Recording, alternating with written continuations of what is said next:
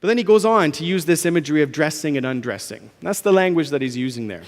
You need to get undressed from the old man. You need to get dressed in the new man. And this is an image for repentance. Putting off, putting on.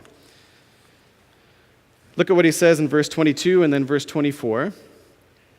Put off or get undressed from your old self or the old man, which belongs to your former manner of life.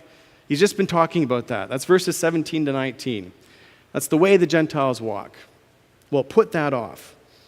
And is corrupt. The old man is corrupt through deceitful desires. Instead, Paul says, put on the new self, created after the likeness of God in true righteousness and holiness. Now, Paul here is talking about the old man. And the old man within us, I think, is someone that we all recognize and know. We all know full well that old man that is within us. And even if you were brought up in the church and you can't relate to Paul, who spent a long time of his life outside of Christ, and for some of you, that's your testimony.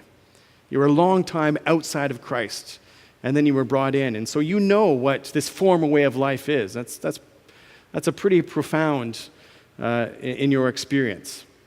But even if you grew up in the church, you know what Paul's talking about here, that old man inside you, that old self, those sinful desires which are still there. Paul says we need to put that off. Get undressed from that. It's corrupt, he says. It's decaying. And it's deceitful. And the way that we experience this old man and the temptation to be led about by this old man is through these deceitful desires. And he elaborates upon these desires in Colossians chapter 3. He names some of them: sexual immorality and impurity, covetousness, envy, greed, anger, malice, slander, gossip, obscene talk, lying. Those are the things in Colossians 3 he says we need to put off.